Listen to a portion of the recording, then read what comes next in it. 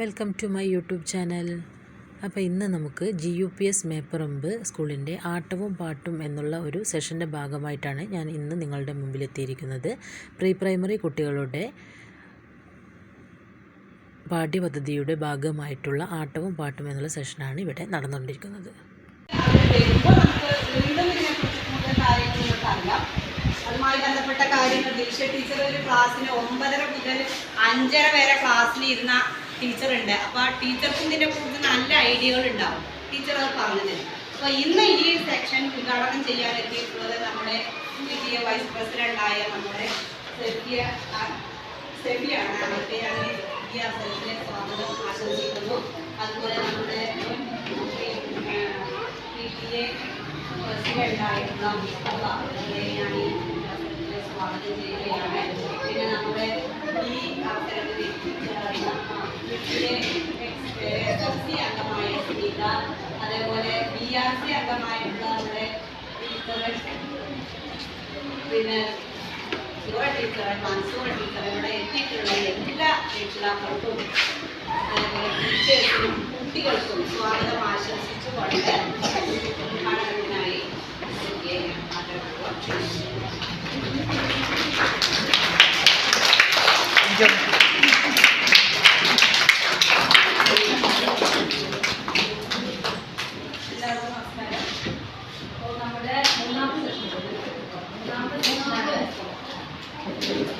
വരയുത്സവം, കഥയുത്സവം, രണ്ടാമത്തത് വരയുത്സവം, മൂന്നാമത്തത് ആട്ടവും പാട്ടും. പരമാവധി നമുക്ക് ഒന്നിച്ച് ആടാൻ പാടും കുട്ടികളുടെ കൂടെ. പിന്നെ ഈ വർഷം മുതലാണ് ഇങ്ങനത്തെ പുതിയ പുതിയ പദ്ധതികൾ ഗവൺമെൻറ്റിൻ്റെ ഭാഗത്തുനിന്ന് ഉണ്ടാവുന്നത്. അപ്പോൾ കുട്ടികൾക്ക് കുറച്ചും കൂടി ഒരു പ്രീ പ്രൈമറി കഴിഞ്ഞ് 1ാം ക്ലാസ്സിലേക്ക് എത്തുമ്പോഴേക്ക് അവർക്ക് ഓരോ സാധനങ്ങൾ കാണുമ്പോൾ അല്ലെങ്കിൽ ഇന്നത് കാണുമ്പോൾ ഇന്നതാണെന്ന് ഒരാൾ പറഞ്ഞു കൊടുക്കേണ്ടാത്ത രീതിയിലേക്ക് അവർ തന്നെ മാറും എന്നുള്ളൊരു പ്രത്യേകത കൂടി ഈ പരിപാടികൾക്കുണ്ട്. അപ്പോൾ ഇനിയും വരും കാലഘട്ടങ്ങളിൽ ഇനിയും നല്ല നല്ല പരിപാടികൾ ഉണ്ടാകട്ടെ എന്ന് ആശംസിക്കുകയും ചെയ്യുന്നു. അതോടൊപ്പം ഈ പരിപാടിയുടെ ഔദ്യോഗികമായ ഉദ്ഘാടനം നിർവഹിക്കുന്നു. ആ ആടല് രക്ഷിതാക്കളിലും കൂടെ എത്തിക്കണം എന്നുള്ള നിർദ്ദേശമാണ് ഞങ്ങൾക്ക് നൽകുന്നത്. കുട്ടികളെ പഠനത്തിൽ മാത്രം നിന്നാൽ പോരാ, ഇങ്ങനെയുള്ള ആക്ടിവിറ്റീസിൽ കൂടെ നേരത്തെ പറഞ്ഞിട്ടുണ്ട്. കഥയുത്സവം, വരയുത്സവം ഒക്കെ നടക്കുമ്പോൾ നേരത്തെ പറഞ്ഞിട്ടുണ്ട്. അപ്പം അതേപോലെയാണ്. അപ്പോൾ ഇത് നമ്മുടെ പ്രീ പ്രൈമറി വിഭാഗത്തിൻ്റെ പ്രധാന ടീച്ചറാണ്. ടീച്ചർക്ക് കിട്ടിയ ട്രെയിനിങ്ങിൻ്റെ അടിസ്ഥാനത്തിലുള്ള എല്ലാ കാര്യങ്ങളും ഞങ്ങൾക്ക് പറഞ്ഞു മനസ്സിലാക്കി തന്നു. അവിടെ കൂടിയ നിരവധി പാരൻസും അതുപോലെ തന്നെ ടീച്ചേഴ്സും ഞങ്ങൾ കമ്മിറ്റിക്കാരും എല്ലാവരും പാടെ കൂടിയിരുന്ന് ഈ പരിപാടിയെ വളരെയധികം ഉജ്ജ്വലമാക്കി.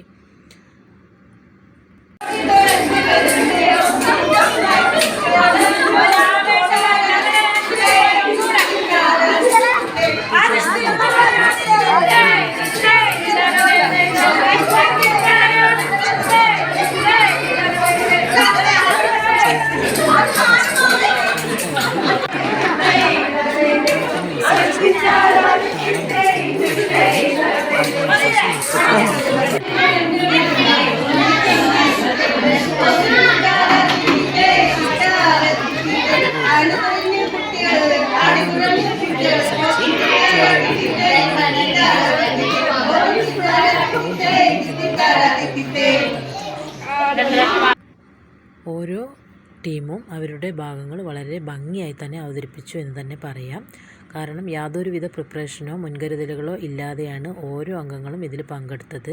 പാരൻസിൻ്റെ ഭാഗത്തു നിന്നാണെങ്കിലും ഫുൾ സപ്പോർട്ടായിരുന്നു. അതുകൊണ്ട് തന്നെ ഈ പരിപാടി ഗംഭീരമായി തന്നെ അവസാനിപ്പിക്കാൻ നമുക്ക് സാധിച്ചിട്ടുണ്ട്. ടീച്ചേഴ്സും കട്ടയ്ക്ക് സപ്പോർട്ട് നൽകിയതുകൊണ്ട് നമുക്ക് ഒരു പ്രയാസവും ഉണ്ടായില്ല.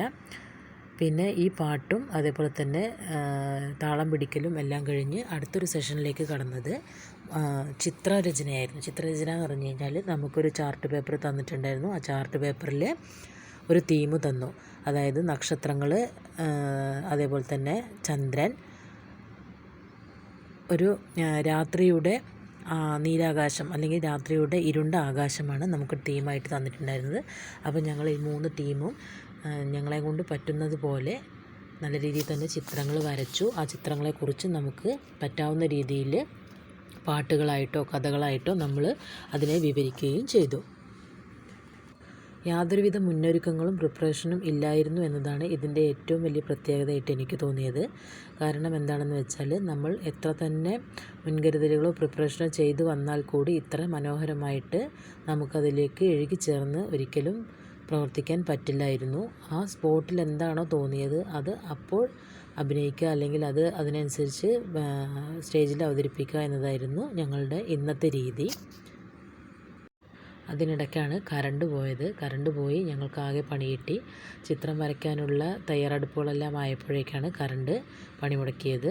പിന്നെ ഓരോരുത്തർ മൊബൈൽ ടോർച്ചിൻ്റെ സഹായത്തോടെയും അതേപോലെ തന്നെ കൂട്ടായ പ്രവർത്തനത്തിലൂടെയും ഞങ്ങളത് വളരെയധികം ഭംഗിയാക്കി കൊടുത്തു.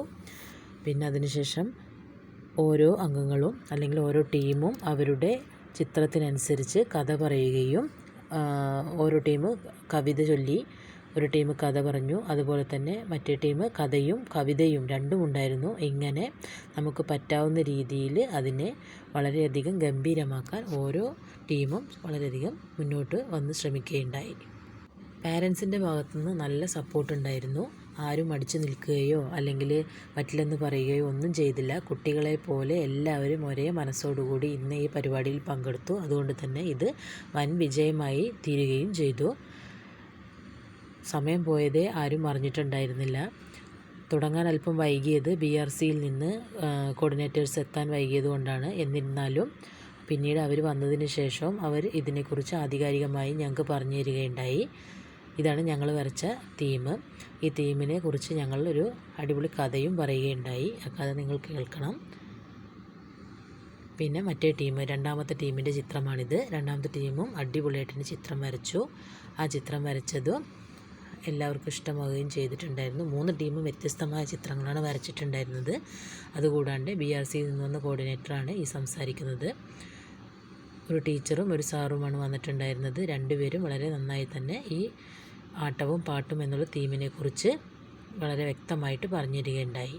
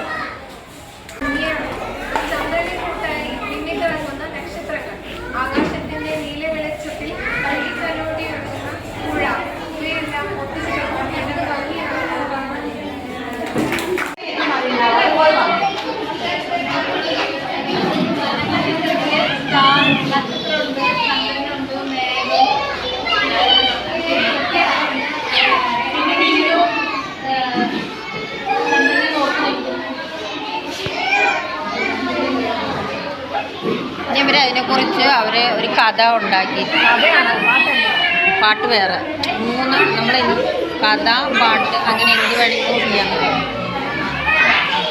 ആദ്യം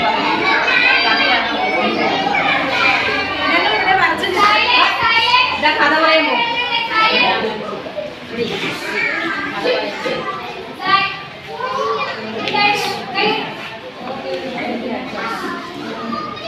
ഞങ്ങളിവിടെ വരച്ച ചിത്രത്തിൽ ഒരു കഥ, ചെറുതായൊരു കഥ ഒളിഞ്ഞിരിപ്പുണ്ട്. ആ കഥ നിങ്ങൾക്ക് കൂടി മനസ്സിലാകാൻ വേണ്ടി ഞങ്ങൾ പറയുകയാണ്.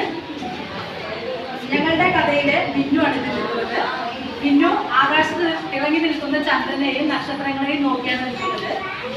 രാത്രിയുടെ 7-ാം യാമത്തിൽ ചന്ദ്രനെയും അതേപോലെ നക്ഷത്രങ്ങളെയും നോക്കി നിൽക്കാൻ അവൾക്ക് വളരെയധികം ഇഷ്ടമായിരുന്നു.